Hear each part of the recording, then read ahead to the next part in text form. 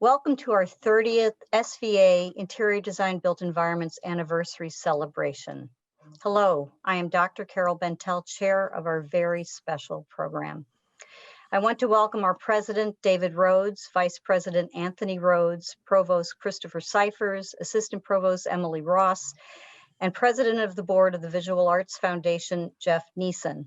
I welcome our past chairs, Lovejoy Duryea and Jane Smith, our keynote speaker, Kia Weatherspoon, relatives and friends of the late Neville Lewis, faculty, students, and alumni. We are grateful to the Angelo Donghia Foundation for the sponsorship of this event. Tonight is an important occasion as we are acknowledging 30 years of combined efforts from administrators, educators, staff, parents, and the students themselves in the creation of a program that is one of the top in the country. The program boasts leaders in many industry sectors and the return of several alumni to educate the next generations. In some areas, our students have won more awards than other accredited schools in the country, a testament to the dedication and teaching prowess of our faculty. With that, I am pleased to introduce President David Rhodes, who will share his recollections of the beginnings of our program.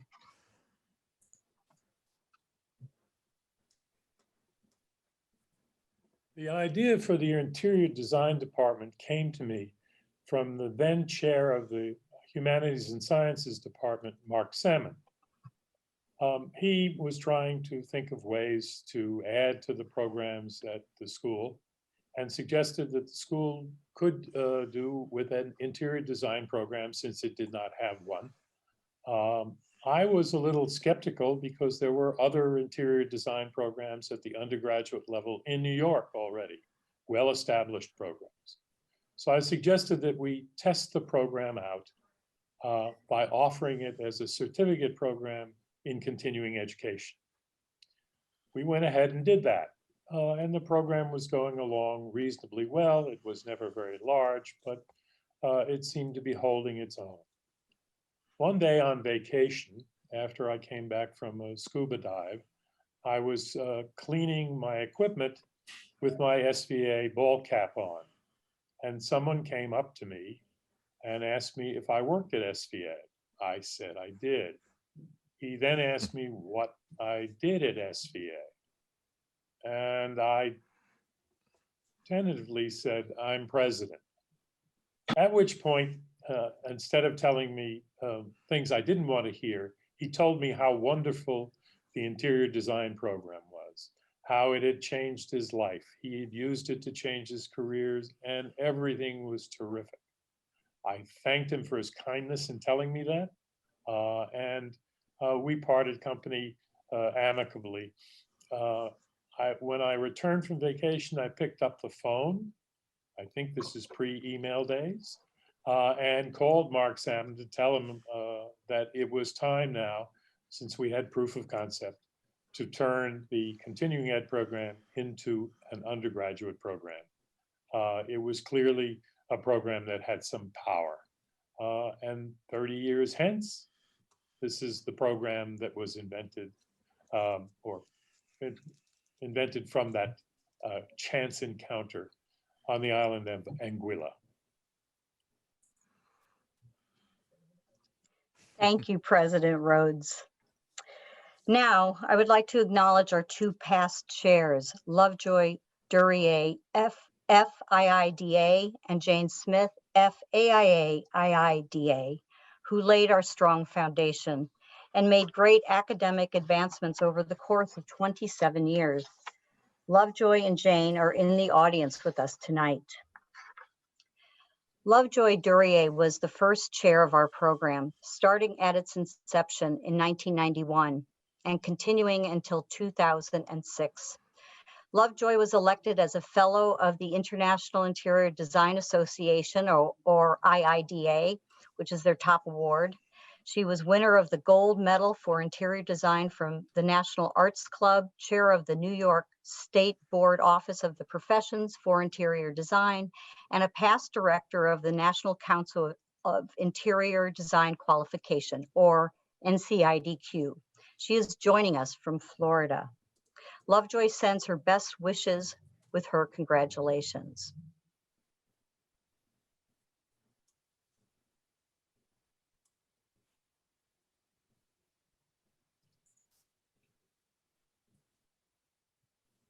Jane Smith was the second chair of our program from 2006 until 2018. Jane Smith is the founding partner of Space Smith LLP, an architecture, planning, and interior design firm with offices in New York and Hudson, New York. She has been an active member in organizations such as Women Executives in Real Estate, CoreNet, and the American Institute of Architects New York chapter, for which she served on the executive board as secretary and vice president of professional development. She also served as a director on the AIA New York State Board and as the co-chair of the Architecture Leadership Council for the New York Building Congress. In 2017, Jane received the AIA New York State President's Award for Outstanding Contributions to the Profession. Jane sends us her best wishes with her congratulations.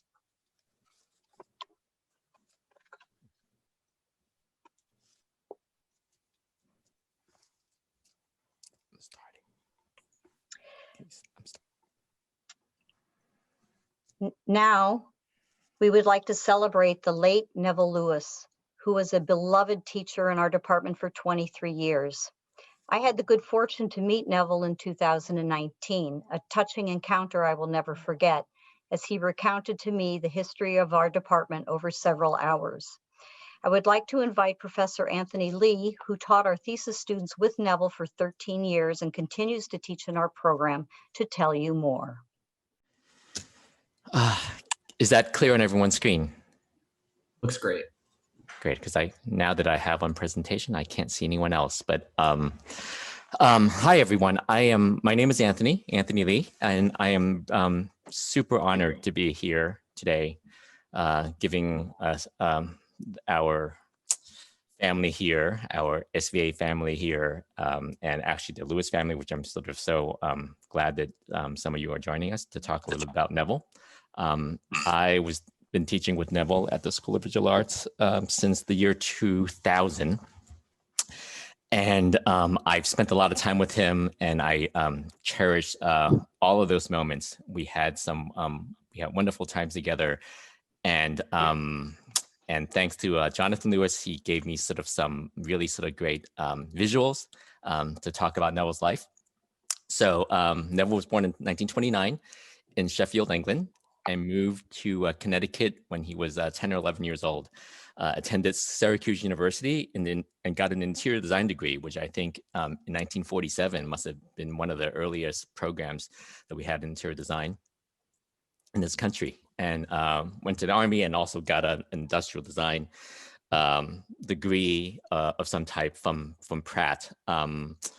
He had a very long, incredibly successful career, spanning 7 decades. You see here pictures of him from all the decades. I love that he started sporting a mustache in the 60s and kept at it all the way through.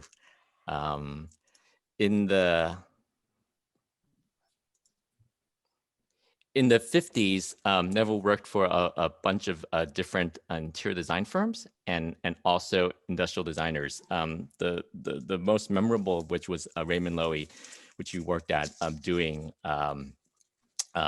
little bits of all things industrial design. He talked often about sort of doing transportation work and also some interiors work. And I remember fondly Neville's conversations with me about working at that time, that the martini lunches, you can see in the photograph here that he actually has he's at his drafting board, but he's also holding a cigarette in his hand. And he was telling me, great stories about, the workplace being very much like the scenes in Mad Men, which, as a side story, many years later, he ended up selling his Hamptons house to John Slattery, who is what you see here standing, towards the left of this picture. and they became acquaintances. And John still lives in that house in East Hampton. Herbert Bayer, Action Office, huge Bauhaus mentor for Neville in the 60s, and had a basically a relationship with Herbert Bayer for, I think, through the rest of his life since they met. In the 70s, Neville started Neville Lewis Associates in 1976, offices in New York, Los Angeles, Dallas, Denver, Seattle, and Pittsburgh. And sort of we talked about, worked closely with IMPay, Legaretto, and Cesar Pelli, sort of building new corporate headquarters, sort of skyscrapers, but working on the interiors from an office standpoint. So really sort of carving out a space for interior designers, and come to the table with design issues and questions that would sort of affect the overall sort of design of the building. In the 80s, by 1980, Neville Lewis Associates already was on the cover of Interior Design magazine. This is an article on the Anaconda building, which I think is a subsidiary of Arco. You can see like the rug on the bottom, sort of inspired by a Herbert Bayer painting, who was like I said, a constant consultant to Arco, and Bob Anderson, who was running Arco. I love that photograph in the black and white where it's clearly staged, right? But it's, it's a client meeting and the client's in a tux, and, they're all sort of having a good time reviewing printout drawings. By 1987, he was inducted into the Interior Design Magazine Hall of Fame. That same year, Jack Dunbar was inducted as Andre Putman was. And here are some photographs of projects. The top two sort of clearly being influenced by work with Legaretto, and the bottom two are sort of Arco towers as well.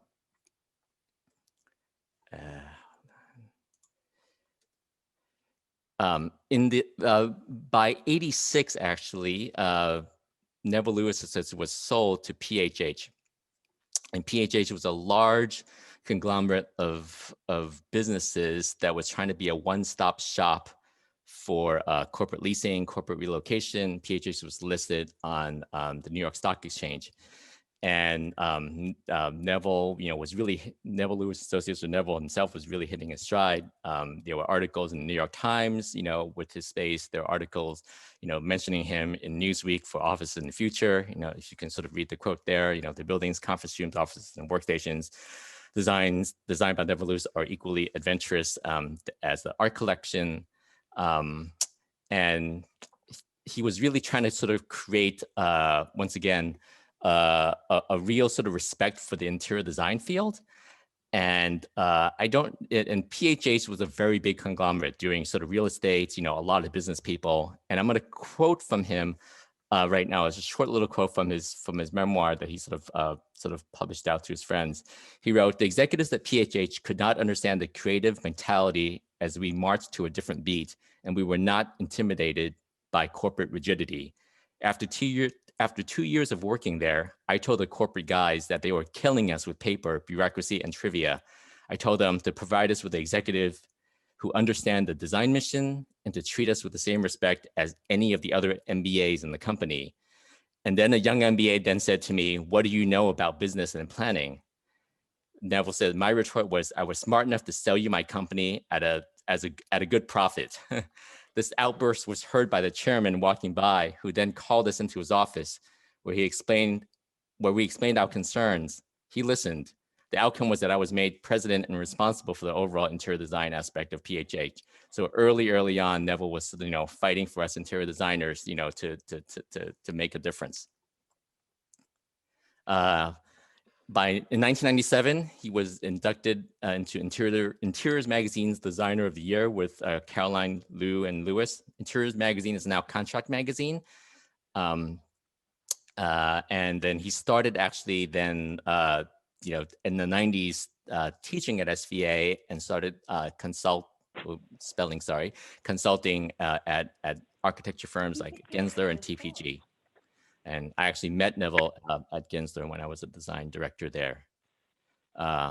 So in the 90s, zeros, and the 10s, Neville, taught at SVA. I thought this was and this is actually slides from his one of his lectures for one of his classes, right? He always sort of talked about the sensitivity to human needs and really having as broad a reach as possible, so that we as interior designers, know our surroundings and come up with solutions that are appropriate and touches people's lives. In the year 2000, he was inducted into the National Arts Club Gold Medal Award. That award was also at one point given to Margaret Atwood, Richard Dreyfuss, and Toni Morrison, so he's in great company. And then throughout his life, Neville continues to sort of do industrial design, doing chair designs, and he constantly sort of took classes at SVA, painting. He actually had, I think, Tony Rhodes give him a perennial ability to audit as many SVA classes as he wanted to. He was always sort of concerned about how something works and not just designing for the surface, right? It's amazing. He's right. It's amazing that many designs look good but do not work. As so many designers, both industrial and product designers, aspects of the result of surface decoration or what is in vogue in the moment. Neville was just a really near and dear friend and such a presence in the department, so thinking back of 23 years of teaching at SVA, of the hundreds and hundreds of students that sort of gone through his mentorship, his teaching, that are now out in the industry.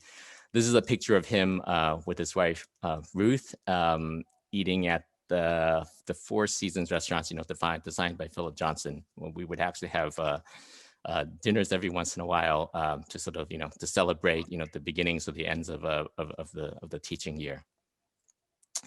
And then a short little clip of Neville himself. I think the biggest thing that I learned is treating people well and being a risk taker. I watched companies treat people well, and I watched them treat people badly. And I vowed that I didn't want to go through any of that again. I wanted to try to, treat people decently and take risks with people. And I think that's why we did so well.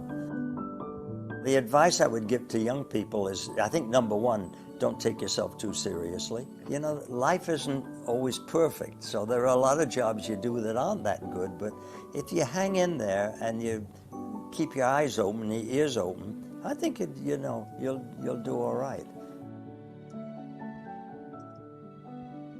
And I look back and I've had a marvelous time, lots of fun, and it wasn't, it wasn't always that easy, but it's an honor anyway. It was always an honor to be part of the Hall of Fame, and I've always been very proud of that. So, thank you again. All right, thank you, Anthony, for that touching tribute. In memory of Neville Lewis's dedication to our students, I am pleased to announce the establishment of the Neville Lewis Scholarship. Neville's passion for the interior design field was fierce, and through this scholarship, we will be able to honor those students who embody that same passion. If you would like to be among the initial contributors to this scholarship fund, please see the link in the chat below or contact me at any time. We just received a very generous donation in the last few days from Jane Smith and from Space Smith.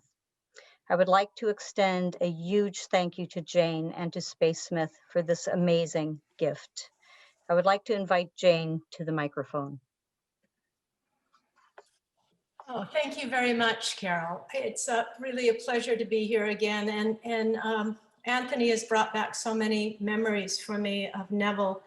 I first met Neville in 1979. He's one of my first mentors in this business. And he was Neville Lewis in his firm. I worked for Prudential Insurance Company. We were one of his clients. And I really got to know Neville and then lost touch with him until until the day that I walked into the SVA interior design department.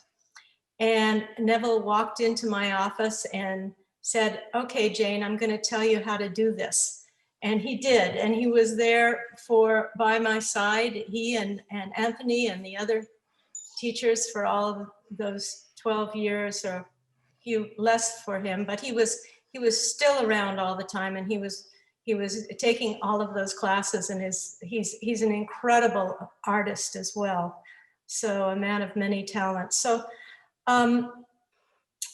when Carol told me about this scholarship fund, it was something that I was very, very excited about. Not only is it Neville's name, but I think that Lovejoy, Carol, and I can attest to one of the most difficult things is to have a student come into your office and explain why they are having difficulty finding the funds to be able to continue their education.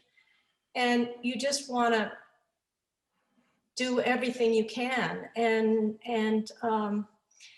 it's really very difficult to have enough to go around and to make that difference for people. And we do for some of these students. But to have this fund, this scholarship fund, we can now really make a difference, or Carol and her team can make a difference for so many more students. And as David said, there are many former students, alumni, and current students on the call on this Zoom right now. And many of them have come through Spacesmith and have been part of the contribution that has made the company that I started. And we want to give that back, pay back. And we hope that others of you will follow suit. $50. You know, if everyone on here gave $50, that's just a start. And if we can, I think Carol, you said if we raise a certain amount, it'll be a scholarship that gives back, and the money keeps, what's that word? It's endowment. Endowment. So that means that the base money stays there, and then the scholarships can come out. And so it's there for all time. And so please, all of you, push the little button and make your donations. And on behalf of Neville, on behalf of the department and the school and all of the students and yourselves, all of you who have done such great work and are doing such great work out there. Thank you so much. Thank you, Jane. SVA's Interior Design Built Environments Program and the future Neville Lewis Scholarship recipients will remember your generous gift. Thank you so very much. Hi, it's Jonathan Lewis. I just wanted to say a quick word, Hey, Jonathan. if you can hear me. Yes. I just wanted to thank everybody for what they did for my father and recognizing him. I especially want to thank Anthony for putting it all together. When my father talked about teaching and the SVA, you see him, he shined right up. Like, he loved teaching more than anything I saw in my whole life with him. The only thing he talked more about was teaching with Anthony. So I just wanted to thank everybody. I wanted to thank you for doing a scholarship, and thanks. Thank you, Jonathan. Thank you so much for, we miss him dearly, and it's nice to keep his memory alive with this scholarship. Thank you so very much.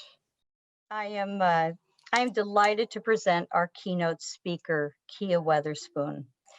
I should say virtually met our speaker over 1 year ago. I was a juror for the IIDA, the International Interior Design Association, to select the Ana Hernandez Luna Textiles Visionary Award recipient. And Kia was the clear winner, truly a visionary. Since that time, she has inspired me and taught me so much. I am honored to say that she is my friend. I wanted her to tell her story to us. Kia is an interior designer and the principal of Determined by Design, a firm in Washington, D.C. that designs with great success building types that rarely see the hand of an interior designer. She has spent the last 15 years defying every design stereotype. Kia says that the most damaging stereotype is that interior design is a luxury reserved for a few. Her voice, advocacy for design equity, and her design practice have shifted the narrative, making interior design a standard for all. She is a U.S. Air Force veteran, a current member of the DC Air National Guard, and an educator. She has been honored by IIDA, is on the board of ASID and NCIDQ. She has been recognized by Interior Design Magazine as a hip designer for good, and the Washington Business Journal as one of 40 under 40. Her talk is titled, Creating Equitable Design Outcomes. If our audience has any questions during Kia's talk, please put them in the chat. Kia, I am very pleased to welcome you. Ooh, Carol, thank you so much for that introduction. Good evening, everyone. I'm super hyped to be here. Carol has been pivotal for me for the past year. As a person who has often said, unfortunately, I didn't have any mentors when I came up in my career. I was just telling someone the other day, I fucks with Carol. She's good people, right? She's solid. She's a resource. So Carol, thank you so much. We're going to have fun. We're going to have an honest, candid conversation. I encourage you to use the chat. I loved two things that Anthony shared about Neville Lewis. Treat people kind and take risk. That is the money. And I love that sentiment because I built my practice around that. I think to really know someone, you have to hear their story. So I'm gonna share a little bit of my story. Is that fair? We tracking? We having fun? All right, cool beans. Use the thumbs up. I like to see it. I like to see that you're listening. I can see you and I can call on you to make sure you're listening, right? All right, cool. Thank you, Ariella. I like that. Kayla, I see you. Good job. So I'm from a small town in Portsmouth, Virginia. My mom was a teacher. My dad was an electrician, alcoholic, and sometimes in and out of jail. And one of the big things that defined my family early on was my brother was incarcerated for 15 years when I was embarking on high school. And that started my family on this journey of going in and out of prison facilities. And I remember it was around year 2, I started thinking like, oh my God, this is so horrible. I hate this. I hate going into this space. It was around year 3 that I started to look around and I would see all these children going to visit their father, their loved one. And I thought, man, this has to suck for them. And then the next year I looked at the spouses and the parents. And then the following year, I started thinking about the guards who worked there, sometimes 12-hour shifts every day. And then it was like, what's my brother experiencing? What are these men experiencing being in this inadequate and inhumane space? And it would just stick with me. I just was feeling what I felt about this journey with my family. Fast forward, I was going to college to be a ballet dancer and I did not get financial aid. And I had this light bulb moment where I said, I'm gonna join the military. I'm gonna join the military. I'm gonna get stationed on the East Coast. I'm gonna dance at night, serve my country during the day, and all is right with the world. It's a very good plan for a 19-year-old. It was very cute. I joined the Air Force in 2001. I got to my first duty station in Wichita, Kansas in August. And then a month later, September 11th happened. And I was on my first of 5 deployments to the Middle East. Now I'm at Al-Udeid Air Base in Doha, Qatar at the height of the war. And I was in what they call a bear base. So a bear base is no hard billeting, it's just tent cities, aircraft hangars, and pallets of MREs. If you don't know what MREs are, good, you don't want to know. So I'm in this tent with about 14 other women and I wanted to cry. But I was a prideful little 19-year-old girl and I refused to cry in front of these women. So I took some sheets, I hung it from the top of my tent and I made 3 sheet walls around my cot. And that was the first space I ever created. And I bawled like a baby for 15 minutes. And it was something about how that space healed me and brought me solace and it brought me comfort. And I would do that 4 more times on 4 different deployments. And I think sometimes we think about our career paths and our professions. And I think life guides us not to a profession, but our purpose. So when I got out of the military, I said, I don't know if Google was around yet. So I want to do this thing where I create spaces for people. And I became an interior designer. Now, this is the part where everyone goes, oh my God, that is such a cool story. Oh, we love that. Is it cool? Because listen to what I just said. I had to go to prison and war to realize space matters. Why didn't I realize my space mattered in my low income community in the projects that I grew up? Why didn't I realize my space mattered going to the community center in my neighborhood? Why didn't I realize my space matters in the educational facilities, right? So it really makes me now think about how are people of color meeting elevated design? Not dignified, because we'll talk about that later, but elevated design.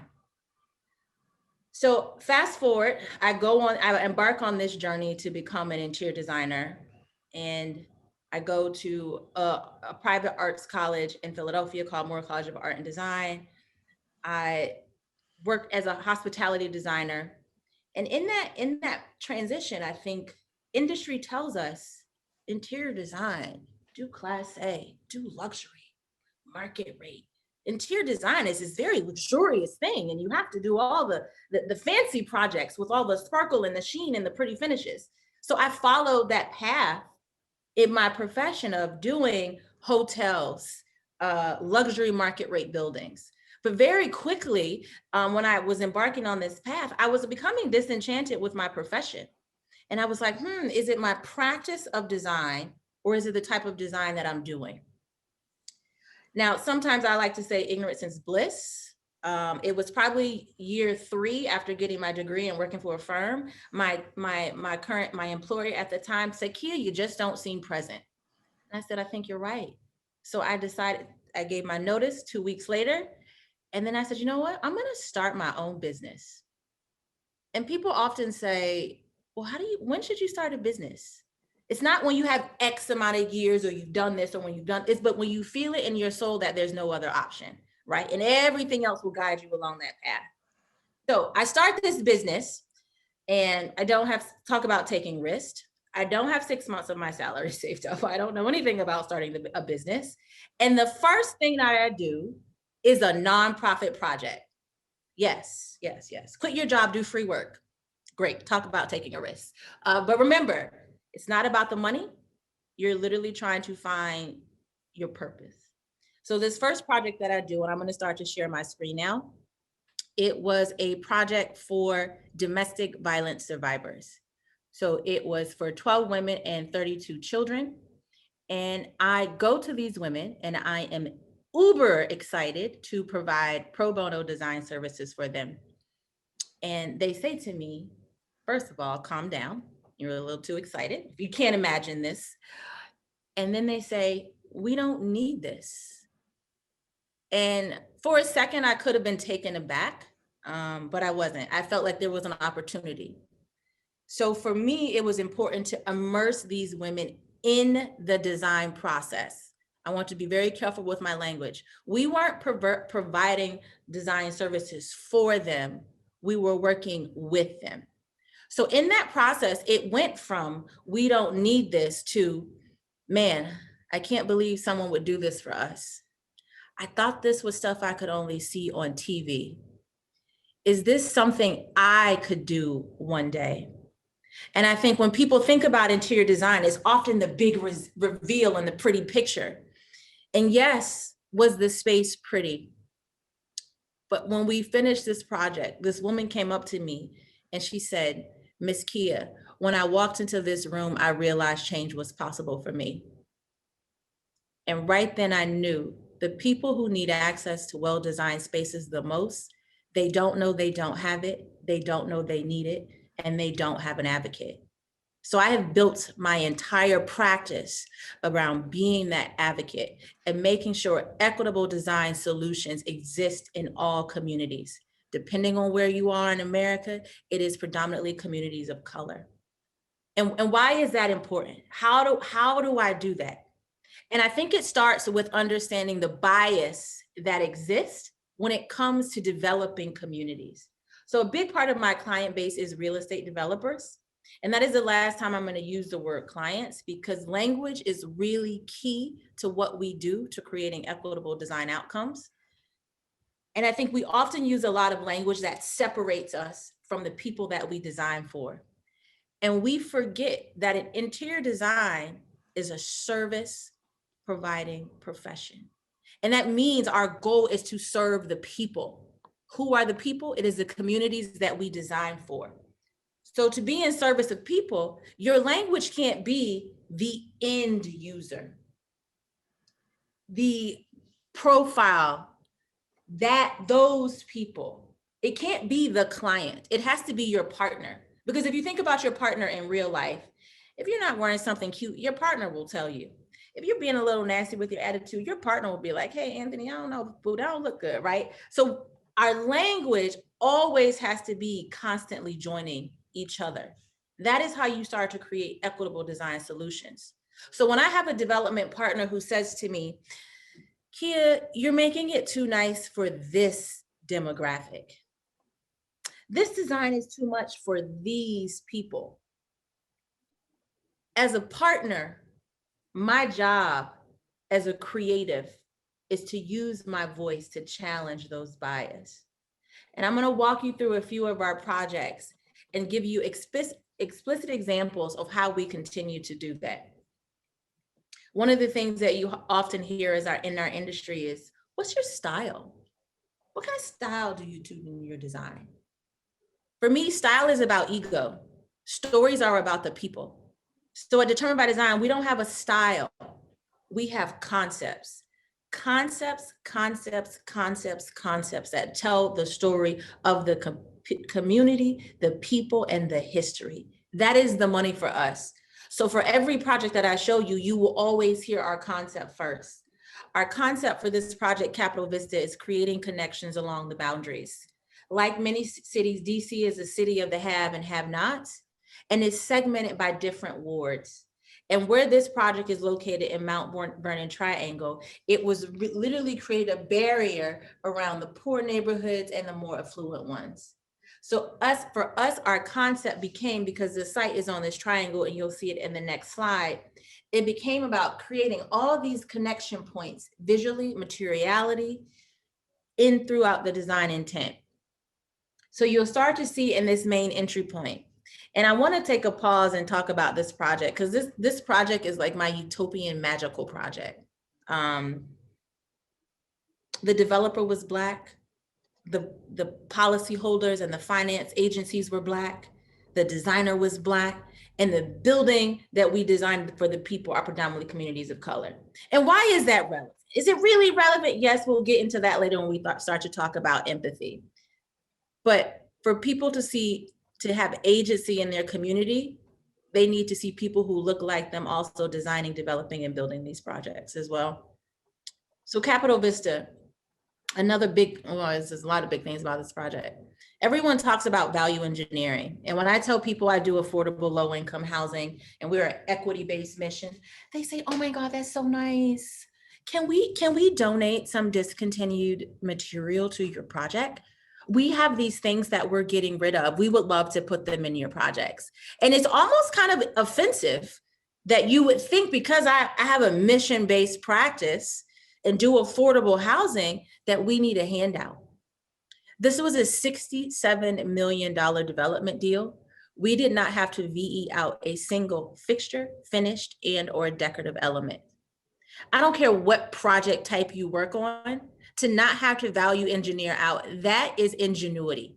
So interior design is not about just putting any sparkly, shiny thing in there. It's being intentional. It's about forcing transparency. And how did we do that? In Capital Vista, our general contractor said to us, Determined by Design specified a 4-inch square recessed light fixture that costs $400 a piece. And I said, no, we didn't. We know better than that. So I said, well, let me see where you got your numbers from. So while that general contractor is telling me where he got his numbers from, I'm calling my lighting representative and saying, hey, why would you let us specify this $400 recessed square light fixture? And they said, Kia, we didn't. And I said, well, are you sure? Because the general contractor said they can get something that's $275, right? And my fixture is $400. And my lighting rep, she revealed to me, Kia, the fixture that we gave you is $175. So even with a 60% markup, your fixture is still going to be cheaper. So my job as an advocate is to force that transparency. Is someone going to walk through this building and say, oh my gosh, that recessed square light fixture changed my life? No, but it's the decorative wall covering, it's the art, it's the millwork, it's all the other finishes that elevate this space. That our job as advocates is to force transparency. When we often talk about luxury in the design and in our industry, it is not to demonize any other project type. It is to make sure that elevated design meets all people exactly where they are. So a big part of what we do is advocating for pricing transparency and to take a risk, right? To take a risk to force someone's hand to reveal the pricing. Because at the end of the day, the general contractor is not living in this building. They won't have to experience the less than design intent, right? It is the community. So it's even as specific as down to the art selections. This is a Kadir Nelson piece. To have art that reflects the community in the space and not an afterthought, and not just another mural of some historical Black figure, to punctuate each and every space as people move throughout. Our next project, Zones Etched in Travel, an affordable housing project here in Durwood, Maryland. And a lot of times I have students ask me, well, Kia, how do we design for low income communities with materiality? How do we use, less than materials and make it nice? And I often tell them, it's not about using less than materials.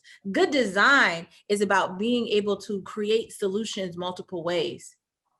So we have this 3-dimensional wood wall with recessed light fixtures. Our concept here was zones etched in travel. So it was this multi-directional wood wall that was illuminated with depth. A big part of what we do in the schematic design and design development process is good, better, best. So we gave this developer 3 different ways to build this wall: wood veneer, wood laminate, wood wall covering. So at no point do you lose the design intent in the value engineering process.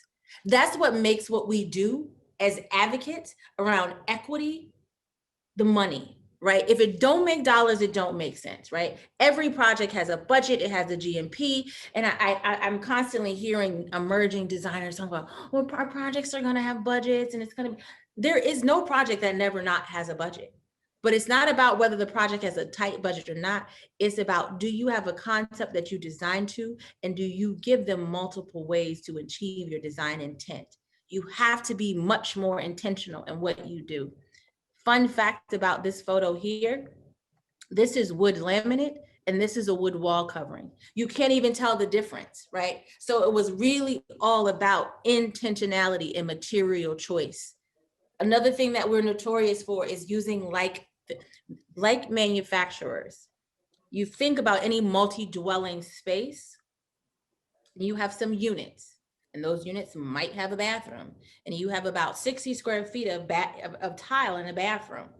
A lot of times as designers, we'll pick tile from Stone Source and Dowel Tile and Tile Bar and this. We'll pick all the tiles from all the places for the entire project. And I love what Mr. Lewis said. Design is about people. And we have to be thinking about all the people in the process at all times. So if you think about a tile subcontractor, probably a small minority-led shop, and we are now requiring them to go to 12 different manufacturers. That's 12 different pricing structures. That's 12 different pricing fees, right? Is that an equitable way for them to do business? So for us, whoever gets the tile in the units, get the tile in the common area, in the public area bath. It's not about diminishing the selections we make. It's about giving the project, our partners, greater buying power. That is how you achieve elevated design outcomes. It's not about limitations, it's understanding how you are supposed to design to create buying power. Centered along symmetrical contrasts. Archer Park Apartments here in Washington, D.C. This particular development partner, ooh, they were a doozy. They had never used a separate interior design consultant on their affordable housing projects, but they did market rate work. They did luxury, big market rate buildings. So we approached them, and the first thing we do is develop a concept. And I'm going to get to the concept, but this is what we were met with. No soft seating. Like, oh, Kia, they can't have any soft seating in this building. You know, they'll have sex on this furniture. Like, we don't really want them to use the space. Yeah, you know, we want them to have birthday parties in here, but yeah, we don't want them to do anything. You know, in a lot of multifamily buildings, you know, people ask us, well, Kia, when your partners say things like that, what do you do? How do you get to change their mind? How do you change their mindset? So for me, interior design is the greatest form of empathy in practice, right? So we have to lead with that at all times. And this goes back to being about the people. So with this particular development partner, I asked them to describe for me a room they would want to have a birthday party for their children in. They didn't say things like, well, we want LVT and Pantone's color of the year. We want something mid-century modern. They said we want it to feel light, airy, we want it to be soft seating, comfortable, bright. And then I showed them a picture of a typical multi-purpose room, poor lighting, crappy LVT, VCT on the floor. And I would say, is this a space that you would want to have a birthday party for your kids? And they're like, oh, no. And I'm like, well, why not? All the obvious reasons. It's ugly, but it didn't evoke all of those feelings of joy and flexibility and brightness, right? And I said, well, why do you think the 32-year-old woman who works at the Safe Play for 3 kids, why would she want to have a birthday party for her kids in this space? Oh, no, she shouldn't either. And then I say, well, this is a property that you designed 3 years ago in that multi-purpose room. And then they just kind of have pause. And I'm like, no. I'm like, no, yes. I took it off your website, right? So my job as an advocate, our job as designers is to take the risk and speak up. Speak up on behalf of the people and the communities that you design for at all times. That is our job day in and day out, to challenge challenge and educate through empathy any person who does not approach the space you are designing like it is good enough for their loved one. That is how you create equitable and empathetic design solutions. So this building, Archer Park Apartments, it's named after Romulus Cornelius Archer. He's the second Black registered architect in Washington, D.C. So for us, it was very important that we highlight his work through intentionality. So we did not win the battle of getting natural light into this room, but we did win the battle of getting soft seating that wasn't all vinyl, decorative lighting, millwork. And we came to this project probably about a whole year too late, but we were still able to change every single architectural finish and provide a cost savings. That is what equitable design solution is about. And it's so funny because this particular light fixture, our architectural partner, was literally copying and pasting the exact same finish schedule from one project to the next. You don't do that. So we had to wear down our general contractor and say, how much is this light fixture, the ugly one?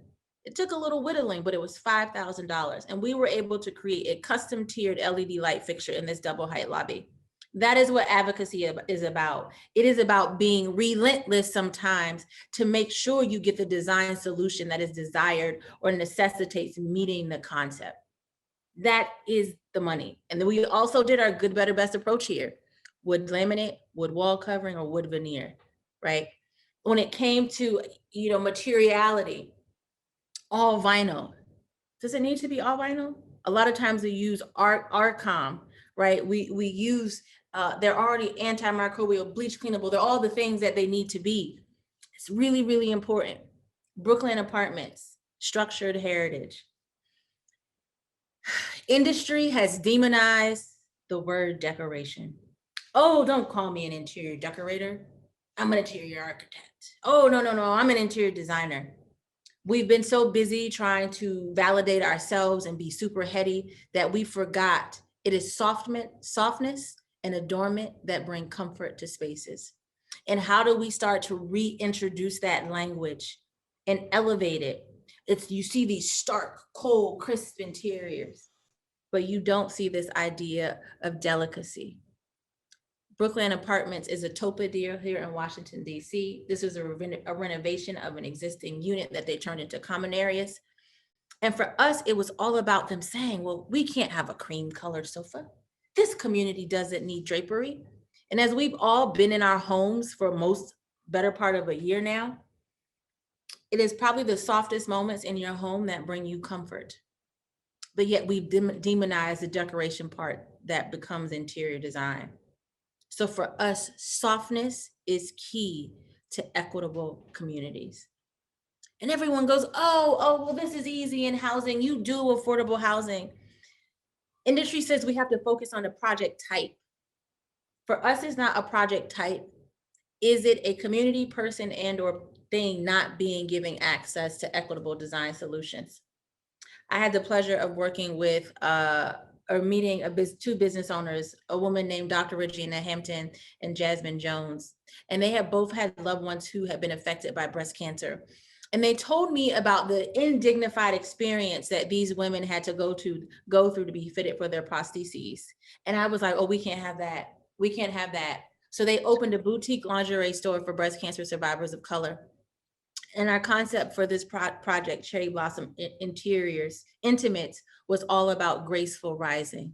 So everything was soft, ethereal. The ceiling angled slightly. Oh, when you mirror it, it's the wrong way. But anyway, the ceiling angled slightly as the women moved throughout the space. So when they were being fitted for their prostheses, it was at the highest elevation. So they could feel elevated as they moved throughout the space. So for them to be small business owners and to realize it wasn't enough to just have the brick and mortar space, you also had to create the experience for them. Eclectic Togetherness, bookstore and coffee shop in Philadelphia. Everyone told this owner, you can't put a bookstore in this Black community. They don't need coffee. They're not going to do that. But he literally expressed to me how his Uncle Bobby instilled in him the power of literacy. And he said, Kia, books changed my life. So our concept of eclectic togetherness became about creating this time warp into his Uncle Bobby's living room and literally taking the pages from the books and dipping them in resin to literally have the people immersed in the literature as they move throughout the space. So for me, it's not about project type, but it's more so about impact and community. Let's strip away all the labels. Let's strip away all the identifiers. Let's force transparency. Let's think about the people first and foremost and lead with empathy. I'm gonna show us a video. I think I'm really doing good on time. Are we having fun so far? Yes. You learning something? Okay, I see some big double thumbs up. I love it. I love it. All right, I'm gonna share this video. Oh, click the sound button. Thank you for the applause, Kayla. Oh, and I got the little confetti.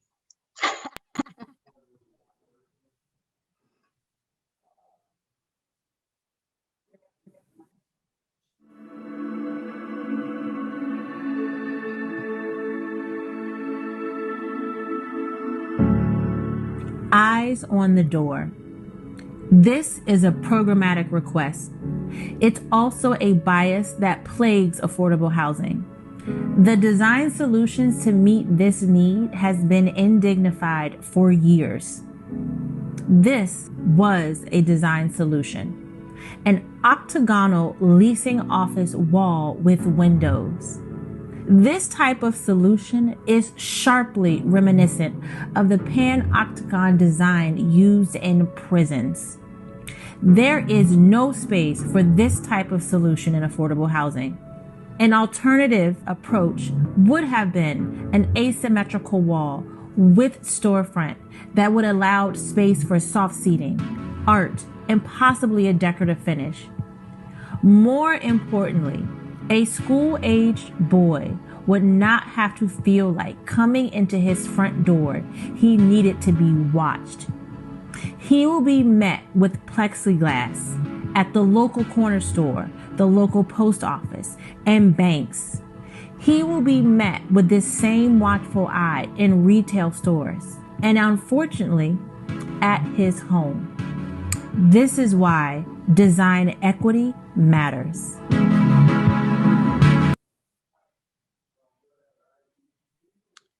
So for all my emerging professionals in this industry, my colleagues, I often ask you, when you are designing, are you thinking of the future? Are you thinking of all people? And are you leading with empathy? Thank you, and have a determined evening. Applause, applause, applause. Whoa, whoa. Kia, thank you so much. I selected Kia to speak to us tonight because her message is so vital, and because of our resolve to move forward in our field of interior design, to care for and design for people, for all people. I know that we can change lives through our work as interior designers, touch real humans, which is possible in interior design more than other career choices. I commend Kia for deciding to work in a sector that most would opt out of because of its challenges on many levels. Empathy, outreach, and uplifting those in need through innovative design. This is where our efforts need to be placed.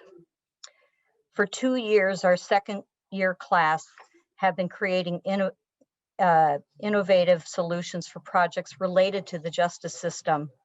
Our third year students are currently designing a transitional shelter. I thank Kia for widening our eyes and for her inspiring message. Thank you so much, Kia. Okay, whoa, that was just amazing. We're going to move on to our awards section of the evening. Now, on our 30th anniversary, we are launching several inaugural awards: the Distinguished Alumni Award, the Faculty Research Award, and the Student Determined Award. A custom designed 3D modular trophy based on our new department logo has been sent to each recipient in a custom designed package with its interior, yes, interior, covered in our logo. Once received, our award recipient can assemble the sustainable wood building blocks in any way they like, so you can design it yourself. We will begin with the B Award, and that is BE exclamation point, which is for our distinguished alumni recipients. The Distinguished Alumni Committee consisted of Professors Anthony Lee, Elizabeth Martin, and Rick Eckstrom, the longest serving instructors in our design studios. In our 30 years, our alumni have become leaders and have been recognized by some of the top interior design organizations around the world. It is time that we honor them. I'm handing over the mic to Professor Rick Eckstrom, who will be introducing our recipients and presenting them with their B Award. Thank you, Carol, and welcome everybody to my my living room in the Lower East Side. This is a really wonderful occasion, and I'm very proud to be a part of it. I'm also so proud to recognize these two amazing people who have contributed to the legacy of thoughtful, creative, and innovative American interior design. Ambar and Anthony, who I'm going to tell you about, represent two different generations of SVA alumni who are inspiring us all as students, professionals, and educators. Anthony Spagnolo known by everybody but his mom as Spag, is a senior principal and practice leader in HOK's office in New York. For more than 2 decades, Anthony has managed to he's managed the delivery of complex workplace projects all over the world, working with a who's who of demanding corporate and institutional clients, all while maintaining a busy schedule as lead singer of the hockey-obsessed punk band Two Man Advantage. Look it up. Great. Anthony's won a number of awards for his work and was an NYC by Design, Interior Design Magazine honoree in 2016 for HOK's design for the Teach for America National Headquarters in Lower Manhattan. Anthony was one of the first students to complete SVA's Interior Design Bachelor of Fine Arts program in 1995. He has returned a number of times to take part in juries and final reviews, and we count on him as an indispensable member of the SVA Interior Design Built Environments family. Now, Ambar Margarita. I've known Ambar since she was a student, and while she was not in my studio during her second year at SVA, her presence was impossible to ignore. As a student, Ambar was already in charge. She was focused, professional, tireless, and on it, seemingly 24 hours a day. It was not surprising, perhaps even taken for granted, that Ambar would launch herself into a career that has inspired and impressed us all. Today, Ambar is a principal and practice leader at Spacesmith in New York. She's a highly regarded interior designer and expert on wellness and sustainability. She has completed projects for a diverse range of global companies, from BlackRock to the Brooklyn Brewery. She has worked with nonprofit organizations like SCO Family of Services and New York Legal Assistance Group. And she's contributing to developments that are shaping the future of our cities, such as the Durst organization's 10 Hallett's Point multifamily project in New York City. Internationally, Ambar and Spacesmith have also worked extensively with the US State Department. Ambar is also a teaching colleague of ours here at SVA, and she and Derek and I have collaborated both in the studio and as well as in practice. So again, I'm here to say that I'm very, very proud to be able to present these two alumni with this very special award. Congratulations to you both. Rick, thank you so much. And congratulations, Spag and Ambar. We know you are both in the audience, so we're going to wave to you. Congratulations. The next award is the SVA IDBE Faculty Research Award. This award developed not out of a desire to create research work of merit in our department, but the other way around. It was developed to acknowledge research work of merit that was already occurring in our department that needed to be celebrated. We are awarding 3 singular individuals: Ambar Margarita, Derek Barrowski, and Rick Eckstrom. I have to explain that the amazing research work specifically on restorative justice came from an in tandem internal occurrence between these 3 recipients. Ambar Margarita students studied environments of incarceration and worked with the NYCDDC Town Plus Gown program in order to produce better design outcomes. Derek Barrowski and Rick Eckstrom asked to take the same students into further research and design trials of spaces that are part of the justice system. They are currently working on a 2nd volume of work with our students, which we look forward to. I must add that the student researchers also deserve their own hands of applause. Now, if we can go back to Ambar's slide. Ambar Margarita needs no introduction at this point. as one of our first distinguished alumni recipients.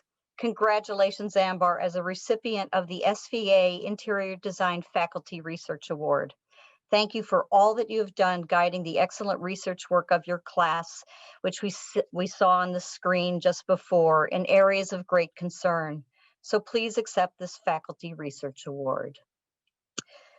Our second two awards, both independent awards, go to Derek Barrowski and to Rick Eckstrom for their work on restorative justice, a 498-page research document, including design solutions and recommendations by their students. Only completed 7 months ago, this research has spawned articles and talks, as you can see by the Oculus magazine op-ed example below. Derek is an architect, urbanist, creative director, and design strategist based in New York City. He has taught in our program since 2012. His life's work is building places that foster vibrant, resilient, equitable communities. He is a we worker. He is an ex-we worker where he led initiatives around social and environmental impact, as well as the development of the new business lines like We Live, the world's first large-scale co-living brand. He's also co-founder and partner with Rick at AREA, a design research practice exploring new modes of living and working in and feeding an increasingly urbanizing world. Rick Eckstrom has taught in our program for 14 years. Rick has designed and built projects of all scales on 3 continents over 30 years from his base in New York City. Rick is a founding principal and research coordinator at AREA, and he has held senior design and technical roles at Skidmore, Owings and Merrill, Woods Bagot Architects, and HLW International. Throughout his career, Rick has promoted an approach to the built environment that is contextual, holistic, and critical, standing for a broad set of social issues and objectives.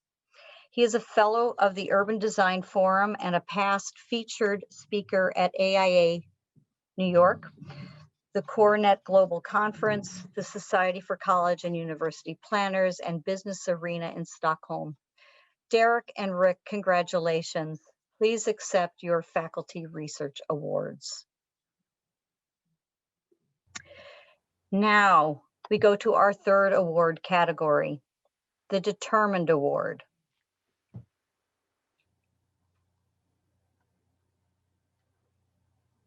During this challenging time, we realize the hardships many of our students have had to endure to get an education.